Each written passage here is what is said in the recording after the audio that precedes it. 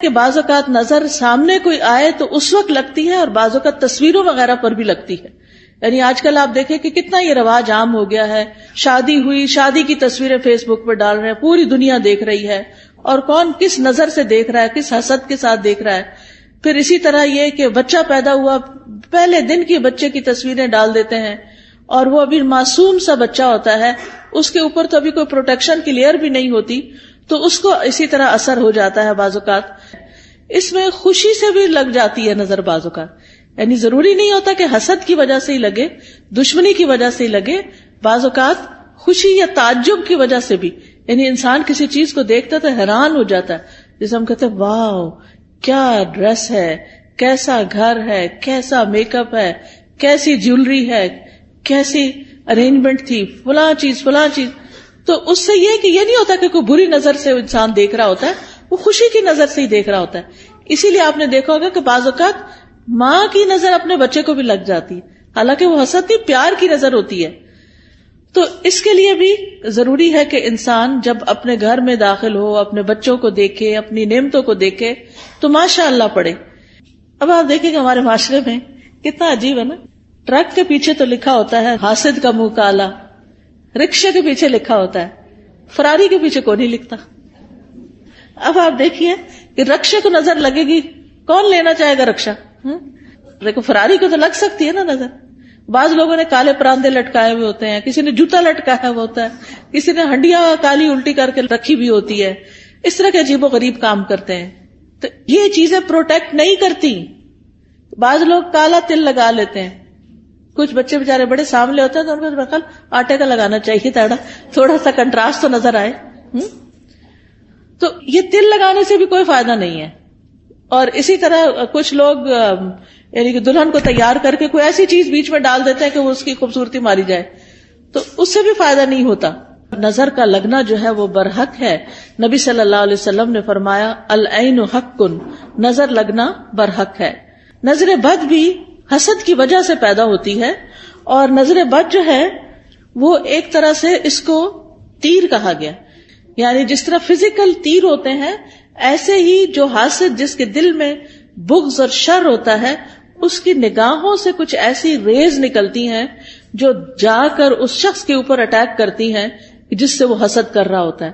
اگر محسود جو ہے یعنی جس سے حسد کیا جاتا ہے اس کی پروٹیکشن ہو چکی ہو، جیسے نماز کے ذریعے، دعاؤں کے ذریعے، اذکار کے ذریعے، اور خاص طور پر معوذتین جو ہیں قل اعوذ برب الفلق، قل اعوذ برب الناس، اس کے ذریعے، تو پھر وہ تیر جو ہے وہ وہی جل بھن جاتے ہیں، وہ اثر نہیں کرتے. لیکن اگر وہ شخص نعمتیں پا کر اللہ کا شکر گزار نہیں، اپنی عبادت کا دھیان نہیں رکھتا، تو وہ تیر جو ہے اس کو جا لگتے ہیں، اور پھر ایسی بیماریوں کا سبب بن جاتے ہیں جن کا ریزن پتہ نہیں چلتا، اور انسان مسلسل تکلیف میں مبتلا رہتا ہے. پھر اسی طرح نبی صلی اللہ علیہ وسلم نے فرمایا کہ ہر نعمت والے سے حسد کیا جاتا ہے. تو جب تم اپنے کو منصوبے بناؤ تو رازداری سے کام لو. یہ نہیں کہ پوری دنیا میں اس کی شہرت کر دو کہ میں یہ کرنے والا ہوں، میں یہ کر دوں گا، میں وہ کر دوں گا. جب انسان کچھ کر لے پھر اس کے بعد تو سب کے سامنے آ ہی جائے گا، اور اس وقت تک وہ کام ہو بھی چکا ہوگا. پھر اسی طرح حدیث سے یہ بھی پتہ چلتا ہے کہ انسانوں کی موت کا سبب بھی نظر بن سکتی ہے.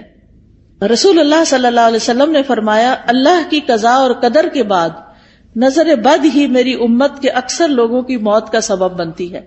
یعنی بہت سے لوگوں کو بظاہر کوئی بیماری نہیں ہوتی، اچانک کوئی ہارٹ اٹیک ہو جاتا ہے، اچانک کوئی برین ہیمریج ہو جاتا ہے، اچانک ہی کوئی مصیبت آ جاتی ہے، تو اس کے پیچھے بھی نظر بد ہو سکتی ہے. اسی طرح جانوروں کی موت کا سبب بھی بن سکتی ہے. نبی صلی اللہ علیہ وسلم نے فرمایا نظر بد آدمی کو قبر میں اور اونٹ کو ہانڈی میں پہنچا دیتی ہے. یعنی بعض جانوروں کو جب نظر لگتی ہے تو تڑپ اٹھتے ہیں اور کھڑے کھڑے گر کے ختم ہونے لگتے ہیں، تو ان تک بھی یہ اثرات پہنچتے ہیں. تو نظر بد کا ایک سبب جو ہے وہ حسد ہے. اور پھر اسی طرح یہ ہے کہ دونوں کے واقع ہونے کی جگہ جو ہے، یعنی حسد دل میں ہوتا ہے اور پھر دل سے نگاہ تک اور زبان تک آتا ہے. اور بعض اوقات نگاہ سے انسان دوسرے کو نقصان دیتا ہے اور بعض اوقات زبان سے دیتا ہے. یعنی حاسد جو ہوتا ہے وہ بیٹھ کے دوسرے کی چغلی، غیبت، کہیں نہ کہیں کچھ نہ کچھ کرتا ہی چلا جاتا ہے. پھر اسی طرح آپ دیکھیں کہ انسانوں کی نظر بھی لگتی ہے اور جنات کی نظر بھی لگتی ہے. یہ بھی ہمارے دین نے ہمیں بتایا ہے. اور حدیث سے پتہ چلتا ہے نبی صلی اللہ علیہ وسلم انسانوں اور جنوں کی نظر سے پناہ مانگنے کے لیے مختلف دعائیں پڑھا کرتے تھے. پھر جب یہ معوذتین نازل ہوئی تو آپ صلی اللہ علیہ وسلم نے باقی چیزیں پڑھنی چھوڑ دی اور صرف معوذتین پڑھتے تھے، یعنی قل اعوذ برب الفلق اور قل اعوذ برب الناس، اور اس سے علاج کیا کرتے تھے. اور پھر یہ ہے کہ جن جو نظر لگاتے ہیں وہ انسانوں کی نظر سے بھی سخت ہوتی ہے، اور انسان تو ہمیں نظر بھی آ جاتے ہیں. جب ہمیں پتہ چلتا ہے کہ فلاں شخص جو ہے وہ ہم سے حسد کرتا ہے یا ہمارے بارے میں اس طرح سمجھتا ہے تو ہم اس سے بچنے کی بھی کوشش کرتے ہیں جتنے حد تک بچ سکیں. لیکن جن تو ہمیں نظر بھی نہیں آتے ان سے کیسے بچ سکتے ہیں؟ ان سے صرف یہ ہے کہ ان دعاؤں کو صبح و شام پڑھا جائے، اذکار کو، تو اس سے انسان محفوظ رہ سکتا ہے. قرآن مجید میں آتا ہے سورۃ الکہف میں وَلَوْلَا إِذْ دَخَلْتَ جَنَّتَكَ قُلْتَ مَا شَاءَ اللَّهُ لَا قُوَّةَ إِلَّا بِاللَّهِ، اور جب تم اپنے باغ میں داخل ہوئے تو تم نے یہ کیوں نہ کہا کہ جو اللہ نے چاہا، یعنی یہ اللہ کے کرنے سے ہی سب ہوا ہے. کیونکہ حقیقت یہ ہے کہ جو بھی نعمت ہمارے پاس ہے یہ ساری کی ساری اللہ پاک کی طرف سے ہے. قرآن مجید میں آتا ہے وَمَا بِكُم مِّن نِّعْمَةٍ فَمِنَ اللَّهِ، تمہارے پاس جو بھی کوئی نعمت ہے وہ اللہ کی طرف سے ہے. ابن حجر کہتے ہیں نظر کبھی خوشی اور تعجب کی صورت میں بھی لگ جاتی ہے، اگرچہ وہ کسی محبت کرنے والے کی طرف سے ہو، اور کبھی وہ کسی نیک آدمی کی طرف سے بھی ہو سکتی، یعنی نیک آدمی کسی کی نیکی پر خوش ہو رہا ہے تو اس سے بھی ہو جاتا ہے.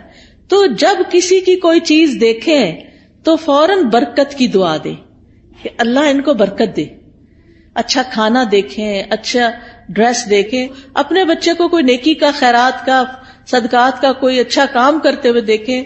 اس سب چیزوں پر ہم کیوں ایسا کرتے ہیں؟ بچہ پیدا ہوتا ہے ہم کہتے ہیں مبارک دینی ہے، کوئی حج پہ جاتا ہے تو ہم واپس آتا ہے تو ہم اس کی مبارک دیتے ہیں، کسی کی شادی ہوتی ہے تو ہم مبارک دیتے ہیں، کسی کا بزنس اچھا فلرش کر جاتا ہے تو اس پہ مبارک دیتے ہیں، کبھی کسی کے جاب اچھی لگ جاتی ہے، کسی کو کوئی عہدہ ملتا ہے تو اس کو مبارک دیتے ہیں. تو ہمارے دین میں جو مبارک کا کانسیپٹ ہے اس کا مطلب یہ ہوتا ہے کہ اللہ تمہیں اس میں برکت دے اور حاسد یا خوش ہونے والے دونوں کی نظروں سے بچائے. یعنی کہ جو بری نظر سے دیکھ رہا ہے اس سے بھی بچو، اور جو اچھے خوش ہو کے اپنے ہی بہن بھائی یا اپنے ہی والدین ان کی بھی نظر سے بچ سکو. پھر اسی طرح کچھ نظریں بیمار کرنے والی ہوتی ہیں. اب آپ دیکھیں ریز کا کانسیپٹ تو آج کے دور میں بہت آسانی سے سمجھ آتا ہے. مائکرو ویو میں کیا ہے؟ ویوز ہی تو ہیں، ریز تو ہیں، وہی تو اس کھانے کو گلا کے پکا کے جلا بھی دیتی ہیں. کوئی آگ تو نہیں لگی ہوتی مائکرو ویو کے اندر، یہ کیا چیز جلاتی ہے؟ ریز ہوتی ہیں. اسی طرح آپ دیکھیں ہمارے یہ ٹیلی فون وغیرہ ہیں، ان کے اندر سے بھی ریز نکلتی ہیں. تو اگر نان لیونگ تھنگس کے اندر سے ریز نکل رہی ہیں تو لیونگ تھنگس کے اندر سے بھی ریزز نکلتی ہیں. انسانوں کی آنکھوں سے بھی ریزز نکلتی ہیں، ان کے بھی اثرات ہوتے ہیں، اور وہ بعض اوقات دوسرے کی روح کو بیمار کر دیتے ہیں. حضرت ام سلمہ کے پاس ایک لڑکی تھی جو پیلی زرد پڑی ہوئی تھی، تو نبی صلی اللہ علیہ وسلم نے فرمایا کہ اس کو نظر لگی ہے. آپ نے بتایا کہ اس کی رنگت کیوں تبدیل ہو گئی ہے؟ اس کو نظر لگی ہے تاکہ اس کا علاج کیا جائے. بعض اوقات انسان کے جسم کے صرف کسی ایک حصے کو لگتی اور وہ حصہ بیکار ہو جاتا ہے. پھر اسی طرح بعض نظریں جو ہیں وہ آگ والی ہوتی ہیں، ان کو ناری نظریں کہتے ہیں. پھر اسی طرح یہ یاد رکھیے ایک بات کہ جو ہوتا ہے اللہ کے اذن سے ہوتا ہے، یعنی اس بندے کے اندر کوئی طاقت نہیں. اور اگر کوئی بندہ کہے کہ میں فلاں کو نظر لگانے لگاؤں تو نہیں لگا سکتا. اچانک لگ جائے اور بات ہے، خود سے کوئی نہیں لگا سکتا، کیونکہ اس میں بھی جو ہوتا ہے اللہ کے اذن سے ہوتا ہے. کیونکہ ہم فوراً لوگوں کو بلیم کرنے لگتے ہیں، وہ فلاں آئی تھی نا اس لیے یہ ہوا ہے، فلاں نے ایسا کیا، فلاں، وہ تو ایک سبب بنا. تو لوگوں کو بلیم کرنے کی بجائے یہ سوچے یہ میری تقدیر میں تکلیف لکھی تھی اس لیے آ گئی. تیسرا بڑا سبب اذکار اور تلاوت قرآن اور نمازوں کی پابندی نہ کرنا، اس سے نظر لگتی ہے، اس سے یہ شیطانی اثرات حملہ آور ہوتے ہیں. کیونکہ ذکر جو ہے اللہ کا یہ ایسے ہی ہے جیسے قلعہ ہوتا ہے. جب انسان ذکر کرتا ہے تو وہ قلعے کے اندر چلا جاتا ہے، اور پھر قلعے کے باہر جو بھی دشمن ہوتا ہے وہ اس کے اوپر قابو نہیں پا سکتا. پھر اسی طرح امتحان اور آزمائش ہے انسان کی، کہ دنیا میں انسان آیا ہے، دنیا پھولوں کی سیج نہیں ہے، یہ دنیا امتحان کے لیے ہے، آزمائش کے لیے ہے. تو ہر انسان کسی نہ کسی طرح ایک امتحان میں مبتلا ہے، ایک آزمائش میں مبتلا ہے. تو اس کے لیے کیا کرنا چاہیے کہ انسان اللہ کی طرف رجوع کرے. تو یاد رکھیے کہ جب نظر لگتی ہے تو اس کے کچھ علامتیں ہوتی، کچھ جسمانی علامتیں ہیں. چہرے پہ دھبے پڑ جانا، جیسے چھائیاں سے نہیں پڑ جاتی، یہ بھی بعض اوقات نظر کی وجہ سے ہوتی. پھر بچوں کا بلا وجہ روتے جانا. حضرت عائشہ کہتی ہے کہ ایک مرتبہ نبی صلی اللہ علیہ وسلم تشریف لائے تو ایک بچے کے رونے کی آواز سنی. آپ نے فرمایا تمہارا یہ بچہ کیوں رو رہا ہے؟ کیا تم نے اس کو نظر بد کا دم نہیں کیا؟ کئی دفعہ ہوتا ہے نا، بچے نے کھایا پیا سویا آرام کیا سب کچھ کیا ہوتا ہے لیکن وہ چین ہی نہیں پکڑ رہا ہوتا. ماں بہلا بہلا کے آخر بازو کا دیکھا ہوگا ماں کو ایک دو لگاتی ہے اور بیڈ پہ ڈال دیتی ہے، چلو رو لو پہ جتنا رونا ہے. حالانکہ وہ بیچارہ کسی تکلیف میں مبتلا ہوتا ہے، اس وقت اس پہ سورت فاتحہ پڑھ کے دم کرنا چاہیے کیونکہ وہ ڈسٹرب ہوتا ہے. بعض بچے ہائپر ایکٹیو ہوتے ہیں، بے وجہ خواہ مخواہ میں ماں کو ٹیچرز کو سب کو تنگ کرتے رہتے ہیں. تو ایسے بچوں کا بھی علاج کرنا چاہیے، صرف دوا سے نہیں بلکہ دم وغیرہ سے بھی. اسی طرح بعض بچے کمزور ہو جاتے ہیں، یعنی بہت سوکھے اور بالکل ان کی ہیلتھ اچھی نہیں ہوتی. تو آپ نے حضرت اسماء بنت امیس سے کہا کہ میں اپنے بھائی کے بچوں کو دیکھتا ہوں، جعفر جو کزن تھے آپ کے، کہ ان کے جسم بڑے دبلے پتلے ہیں، کیا ان کو فقر و فاقہ ہے، کھانے کو نہیں ملتا؟ تو حضرت اسماء کہتی ہے نہیں، ان کو نظر بہت جلدی لگ جاتی ہے. آپ نے فرمایا انہیں دم کرو. انہوں نے آپ کے سامنے چند کلمات پیش کیے تو آپ نے فرمایا انہیں دم کرو، یعنی ان کے اوپر دعائیں پڑھ کے پھونکو. اور دم کرنے کا بہترین طریقہ سورۃ فاتحہ پڑھے، آیت الکرسی پڑھے، معوذتین پڑھے اور پھونک مار دیں. کسی راکی کے پاس جانے کی بھی ضرورت نہیں. ہر ماں کو طریقہ آنا چاہیے کہ کس طرح کرنا ہے. نبی صلی اللہ علیہ وسلم ہر روز رات کو سوتے وقت اپنے ہاتھوں پر قل هو اللہ، قل اعوذ برب الفلق، قل اعوذ برب الناس 3 دفعہ پڑھ کے اپنے چہرے، اپنے سر، اپنے سارے جسم پر جہاں جہاں ہاتھ پہنچتا تھا آپ پڑھ کے خود اپنے آپ کو دم کر لیتے. پوری زندگی کا آپ کا معمول تھا. ہم سب کو بھی اپنے اوپر روز رات کو سوتے وقت خود دم کرنا چاہیے. پھر اسی طرح بعض اوقات نظر لگنے کی وجہ سے انسان اچانک گر بھی جاتا ہے. یعنی آپ نے دیکھا ہوگا کہ بعض اوقات اچانک لوگ سلپ ہو جاتے ہیں، اٹک جاتے ہیں، گر جاتے ہیں، اونچائی سے گر جاتے ہیں. رسول اللہ صلی اللہ علیہ وسلم نے فرمایا بے شک نظر بد آدمی کو اللہ کے حکم سے دیوانہ کر دیتی ہے، حتیٰ کہ بعض اوقات وہ اونچی جگہ چڑھتا ہے اور وہاں سے گر پڑتا ہے. یہ اب اللہ کے رسول صلی اللہ علیہ وسلم نے ہمیں بتایا جن کی باتیں جھوٹی نہیں ہوتی. اور ایک اور جگہ پر مسند احمد کی روایت میں فرمایا نظر لگ جانا برحق ہے اور یہ اوپر چڑھنے والے کو پھسلا دیتی ہے.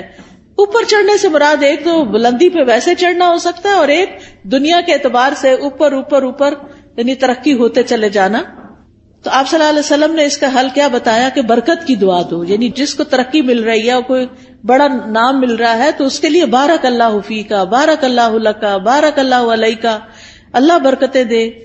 پھر اسی طرح کچھ اور علامتیں بھی ہوتی ہیں. بعض اوقات سر درد شروع ہو جاتا ہے، بعض اوقات جسم کے کسی ایک حصے میں شدید درد اٹھ جاتا ہے. قرآن سنتے وقت جمائیاں بہت آتی ہیں، یعنی پڑھا ہی نہیں جاتا. آپ نے دیکھا ہوگا کہ بعض اوقات آپ قرآن پڑھ رہے ہوتے ہیں اور آپ سوئے چلے جاتے ہیں اور سوئے چلے جاتے ہیں اور آپ پھر اٹھتے ہیں، اٹھاتے اپنا، پھر سو جاتے، پھر اٹھاتے، پھر یہ بھی نظر کی وجہ سے ہوتا ہے. پھر اسی طرح وزن اچانک کم ہونے لگتا ہے. بعض اوقات ذہنی پراگندگی بڑھ جاتی، کوئی بات سمجھ نہیں آتی، بچہ پڑھائی پہ فوکس نہیں کر پاتا. کبھی کھانے کی خواہش ختم ہو جاتی ہے، کھانے کو دل نہیں چاہتا، بھوک نہیں لگتی. کبھی ذہن میں چیز حفظ نہیں ہوتی، حافظہ خراب ہو جاتا ہے. کبھی پسینہ بہت زیادہ آنے لگتا ہے اور اس کی اسمیل بھی بہت عجیب ہو جاتی ہے. پھر اسی طرح نیند کم آتی ہے، زیادہ تر لیٹ کے بھی ایسے لگتا ہے جیسے جاگ رہے ہو، اور رونے کا دل بہت چاہتا ہے. پھر کبھی کبھی انسان لوگوں میں نہیں بیٹھنا چاہتا، مجلسوں کو اوائڈ کرنے لگتا ہے کہ میں نہیں ملتا کسی سے، نہ کسی شادی میں جانا، نہ کسی سے ملنا. کوئی آئے تو گھبراہٹ شروع ہو جانا، مہمانوں کا نام سنتے ہی پریشانی لاحق ہو جانا. تو یہ بھی چیز اس میں آتی ہے، حالانکہ اس سے پہلے کبھی ایسا نہیں ہوا تھا. پھر اسی طرح مال میں برکت نہ ہونا، پھر لوگوں کے بارے میں شک میں پڑ جانا، یہ مجھے گھورتے ہیں، ان کے آنے سے فلاں چیز ہو گئی ہے، یعنی لوگوں کے اوپر شک کرنا شروع کر دینا، یہ بھی ایک نفسیاتی وسوسہ اور خلل پیدا ہو جاتا ہے۔ اب سوال یہ پیدا ہوتا ہے کہ کیا نظر سے بچنا ممکن ہے؟ جی ہاں، نظر سے بچنا ممکن ہے۔ اس کے لیے سب سے پہلے اللہ پہ بھروسہ کریں، اللہ پہ بھروسہ کریں، اور اس میں آپ یہ سمجھیں کہ کوئی مجھے نقصان نہیں دے سکتا جب تک اللہ نہ چاہے، پورے کانفیڈنٹ ہو جائیں، شک اور وہم کا شکار نہ ہو، شک پڑھنے بھی لگے تو کہ حسبی اللہ و نعم الوکیل، دل بڑا رکھے۔ دوسری بات یہ کہ اللہ کی پناہ لیں، یا اللہ تو مجھے پروٹیکٹ کر، مجھے اپنی حفاظت میں لے لے، مجھے اس شر سے بچا لے۔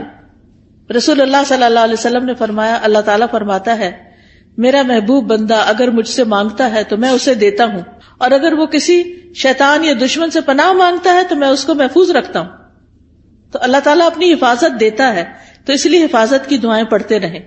تیسری چیز، نعمتوں کو چھپا کے رکھیں، اور خاص طور پر نئی نئی چیزوں کو فیس بک پہ مت پوسٹ کریں صرف لائکس لینے کے لیے۔ اب آپ دیکھیں کتنی لائکس ہوگی، پھر تھوڑی تھوڑی دیر بعد سٹیٹس چیک کرنا، اب کیا ہو رہا ہے، اب کتنے کمنٹ آئے ہیں، کیا ہو رہا ہے۔ ان چیزوں سے حاصل کچھ نہیں، کوئی فائدہ نہیں۔ دیکھیں اپنی زندگی جئیں، لوگوں کے لیے نہ جئیں، دکھاوے والی زندگی نہ جئیں، اس لیے کہ دیکھنے والے سارے خوش کوئی نہیں ہوتے، زیادہ تو اس میں سے جلتے ہیں، اور کوئی اگر خوش ہوتا بھی ہے تو وہ ہمیں تو نہیں پتا چلتا نا کہ کیا ہوا، ہمیں وہ کیا فائدہ دیتا ہے۔ تو اس لیے دکھاوا کرنے سے بچنا چاہیے۔ پھر اسی طرح اگر کسی شخص کے بارے میں آپ کو یہ پتا ہو کہ اس کی نظر لگتی ہے، یعنی تجربے مشاہدے سے بار بار تو انسان پھر حاسد سے بچ کے رہے، اور کوئی بھی اچھی چیز دیکھ کر برکت کی دعا دے، اپنے آپ کو ہی دے۔ اور پھر جب لوگوں کے بیچ میں جانے لگے تو معوذتین آیت الکرسی پڑھ کے نکلے۔ مال میں سے کچھ اچھا لگے تو ماشاء اللہ لا قوت الا باللہ۔ پھر اگر مال کے علاوہ کچھ اور اچھا لگے تو بارک اللہ فیک۔ دنیا کی کوئی چیز اچھی لگ رہی ہے اور دل میں آ رہا ہے کہ اس کو کیوں مل گئی، تو سوچیں یہ تھوڑے دن کے لیے، تو انسان کے اپنے دل سے وہ جلن ختم ہو جائے گی۔ پھر اگر کوئی شخص بیمار ہو، مصیبت میں ہو، تو اس وقت دعا پڑھنی چاہیے، الحمدللہ الذی عافانی مما ابتلاک بہ وفضلنی علی کثیر ممن خلق تفضیلا۔ پھر اسی طرح شرکیہ کاموں سے بچنا چاہیے، یعنی کسی اونٹ کے گلے میں کوئی تانت باندھ دینا، کوئی تعویذ لٹکا دینا۔ آپ صلی اللہ علیہ وسلم نے ان کو کاٹنے کا حکم دیا، یہ چیزیں پروٹیکٹ نہیں کرتی، یہ شرکیہ عمل ہو جاتا ہے، اس سے بچنا چاہیے۔ کثرت سے اللہ کا ذکر کرنا چاہیے، کیونکہ ذکر جو ہے وہ ایک قلعے کی طرح ہے۔ پھر قرآن سے علاج کرنا چاہیے، کیونکہ قرآن شفا ہے۔ قل ھو للذین آمنوا ھدی وشفاء، کہہ دیجئے وہ ایمان والوں کے لیے ہدایت اور شفا ہے۔ وَنُنَزِّلُ مِنَ الْقُرْآنِ مَا هُوَ شِفَاء، اور ہم قرآن میں وہ چیز اتارتے ہیں جو شفا ہے۔ تو قرآن کی تلاوت، قرآن کو سمجھ کے پڑھنا، قرآن کی کچھ آیات کو پڑھنا جیسے آیت الکرسی وغیرہ ہے۔ سورۃ الفاتحہ سے علاج، اور سورۃ الفاتحہ میں خاص طور پر ایاک نعبد و ایاک نستعین پڑھیں کہ اللہ صرف تیری ہم عبادت کرتے ہیں، صرف تجھ سے ہم مدد چاہتے ہیں، تو ہماری مدد کر۔ تو یہ توحید کا خلاصہ ہے، اور اس سے انسان کی اللہ تعالیٰ مدد فرماتے ہیں، یعنی سب سے بہترین وسیلہ توحید کا دے۔ اگر مرض زیادہ ہو جائے تو سورۃ البقرہ پڑھیں، تو آیت الکرسی پڑھیں، سورۃ فاتحہ پڑھیں۔ لیکن یہ جو ہم کالی مرچیں جلا کے اور ان کی دھونی دے کے اور اس طرح کے کام کرتے ہیں، یہ سنت میں کچھ ثابت نہیں ہے۔ پھر اسی طرح کوئی چیز گرے لگا کے باندھنی اور پہننی نہیں چاہیے، یہ بھی شرک میں شامل ہو جاتا ہے، یہ سحر کی ایک قسم ہوتی ہے۔ پھر اسی طرح سکینت والی آیات اور شفا والی آیات یہ سننی بھی چاہیے، اور پھر دعاؤں کے ذریعے اور دم کے ذریعے علاج کرنا چاہیے، لیکن شرکیہ دم سے بچیں۔ حضرت جبریل علیہ السلام جس دعا کے ساتھ نبی صلی اللہ علیہ وسلم کو دم کرتے تھے وہ دعا پڑھے، اور وہ کیا ہے؟ بسم اللہ ارقیک من کل شیء یؤذیک من شر کل نفس او عین حاسد اللہ یشفیک بسم اللہ ارقیک۔ یہ انشاءاللہ کتابیں آپ کو دیکھیں گے تو ان میں یہ دعائیں لکھی ہوئی ہیں، وہ آپ کو اگر زبانی یاد نہیں تو دیکھ کے بھی پڑھ سکتے ہیں۔ پھر اسی طرح ہر ناگہانی آفت سے بچنے کی دعا ہے، اللہم انی اعوذ بک من زوال نعمتک وتحول عافیتک وفجاءۃ نقمتک وجمیع سخطک، اے اللہ میں تیری پناہ چاہتا ہوں اس بات سے کہ تیری کوئی نعمت چھن جائے یا تیری دی ہوئی عافیت پلٹ جائے یا کوئی ناگہانی عذاب آ جائے، اور تیرے تمام غصے اور ناراضگیوں سے میں تیری پناہ چاہتا ہوں۔ پھر بری تقدیر سے، دشمن کے خوش ہونے سے یا اللہ تو بچانا کہ ہمارے دشمن ہم پہ خوش نہ ہوں۔ پھر اسی طرح نظر لگنے کا ایک اور علاج غسل کرنا بھی ہے بیری کے پتوں سے۔ پھر اسی طرح یہ کہ جس کی نظر لگی ہو اس کا وضو کا پانی لے کے اس کو بھی جسم پر ڈالیں تو اس سے بھی نظر دور ہوتی ہے۔ پھر اسی طرح یہ ہے کہ اگر وہ پانی نہ دے وضو کا تو اس کا جھوٹا پانی جو ہے وہ بھی پی کر انسان کو فائدہ ہوتا ہے۔ پھر اسی طرح یہ ہے کہ قدرتی چیزوں سے بھی علاج کرنا چاہیے۔ زمزم کا پانی دم کر کے رکھ لیں اور اس کو پئیں۔ زمزم کے پانی سے نہا بھی سکتے، کوئی بیدبی نہیں ہے۔ کئی لوگ اس کو ایسے ہی سمجھتے کہ بیدبی، ایسا کچھ بھی نہیں ہے۔ زیتون کا تیل پینا جو ہے یہ بھی بڑا فائدہ مند ہے۔ جو کولڈ پریس ہوتا ہے نا زیتون کا آئل، ایک تو ہوتا ہے نا یہ جو لبوں وغیرہ میں ملتا ہے، نہیں کولڈ پریس دبئی وغیرہ سے اچھا مل جاتا ہے، یہاں بھی شاید ہوں گی دکانیں جن پہ۔ ایک ہوتا ہے ایکسٹرا ورجن، نہیں کولڈ پریس، جسے کچی گھانی کا نہیں کہتے ہمارے ہاں، جیسے یہ توریا اور یہ جو سرسوں، اس کا جو کچی گھانی کا تیل ہوتا ہے وہ خالص ہوتا ہے، اور جو مشینی قسم کا ہوتا ہے وہ اور ہوتا ہے۔ تو اسی طرح کچی گھانی کا زیتون کا تیل جو ہوتا ہے وہ زیادہ مؤثر ہوتا ہے۔ تو صبح کے وقت زیتون ایک چمچہ پی لیں اٹھ کے، جیسے آپ وضو کر کے آئے، آ کے ایک چمچہ زیتون کا پیئیں، پھر نماز وغیرہ پڑھیں، اس کے آدھے گھنٹے تک کچھ کھائیں پیئیں نہیں، اور وہ نماز وغیرہ میں ذکر اذکار میں آدھا گھنٹہ گزر جاتا ہے۔ نبی صلی اللہ علیہ وسلم نے فرمایا کلوا الزیت وادہنوا بہ فإنہ من شجرۃ مبارکۃ، زیتون کا تیل کھاؤ بھی اور لگاؤ بھی، کیونکہ یہ مبارک درخت ہے۔ قرآن مجید میں اس کو مبارک درخت کہا گیا ہے۔ پھر جسم پر زیتون یا کلونجی کا تیل ملنا یہ بھی بیماریوں کو کم کرتا ہے۔ پھر اسی طرح دم کیا ہوا پانی جو ہے وہ ناک میں ڈالنا اور جھاڑنا، شہد کھانا وہ بھی علاج ہے۔ کلونجی کے دانے نہار منہ کھانا 3 یا 7 یا 5، تلبینہ کھانا، اس سے غم دور ہوتا ہے۔ اجوا کھجور کھانا، حدیث میں آتا ہے کہ جو 7 اجوا کھجوریں کھا لے اس کو اس دن کوئی جادو زہر چیز اثر نہیں کرے گی۔ پھر اسی طرح سنا مکی، سنوت جو ہے فرمایا یہ موت کے علاوہ ہر بیماری کا علاج ہے۔ سنا مکی جو ہوتا ہے وہ اگر اس کے پتے وغیرہ ہوتے ہیں، اگر کاوے کی طرح اگر آپ بنا کے اس کو پیئیں تو پیٹ کو بھی صاف کرتی ہے۔ پھر شہد، زیتون کا تیل، کلونجی کو ملا کے استعمال کریں، تینوں کو ہم وزن ملا لیں، اور یہ سارے زہر ٹاکسنز جو ہے نا جسم سے نکال دیتی ہیں۔ یعنی جتنا شہد ڈالیں اتنا زیتون، اتنا کلونجی کا آئل، تو ان کو ملا کر، یعنی کہتے ہیں کہ جو اگر کسی کو نظر بد ہو یا جن ہو تو یہ جسم کو پاک کر دیتی ہے یہ چیز۔ حجامہ کرانا، حجامہ جو ہے وہ بھی ایک بہترین علاج ہے نظر بد کا۔ تو یہ تمام چیزیں جو ہیں جب انسان کرتا ہے تو اللہ تعالیٰ شفا دیتا ہے۔ علاج کی نیت سے صدقہ کرنا، ایک صدقہ ہوتا ہے ویسے انسان روزانہ کچھ نہ کچھ اللہ کے راستے میں دیتا ہے، اور ایک اس لیے دیتا ہے کہ میرا علاج ہو جائے۔ اس کے لیے ضروری نہیں کہ کوئی بکرا دیا جائے یا کوئی اور اس طرح کی چیز، جو بھی کسی کی ضرورت ہے اگر آپ وہ پورا کر دیتے ہیں تو وہ بھی آپ کے لیے فائدہ مند ہو جاتا ہے۔ اسی طرح گھر سے ایسی چیزیں نکال دیں جس سے رحمت کے فرشتے نہیں آتے، جیسے کتا وغیرہ یا تصویریں لٹکانا، کیونکہ اس سے رحمت کے فرشتے گھر میں نہیں آتے۔ تو باہر رکھیں بے شک حفاظت کے لیے، لیکن کمروں کے اندر نہیں رکھیں کتے وغیرہ۔ تو نبی صلی اللہ علیہ وسلم کے پاس جبریل علیہ السلام نے آنا تھا تو وہ نہیں آئے، آپ پریشان ہوئے تو دیکھا کہ آپ کے یعنی کہ جس کے اوپر آپ لیٹے ہوئے اس کے نیچے کتے کا بچہ تھا۔ جب وہ گیا تو جبریل علیہ السلام آئے، انہوں نے کہا کہ ہم ایسے گھر میں داخل نہیں ہوتے۔ یعنی اپنے نمازوں کی پابندی، ذکر اذکار کی پابندی، اور یہ جو طریقے میں نے بتائے ہیں انشاءاللہ یہ اختیار کریں گے تو اللہ تعالیٰ نظر بد سے محفوظ رکھیں گے اور اس کا علاج بھی ہو جائے گا۔ وآخر دعوانا ان الحمد للہ رب العالمین۔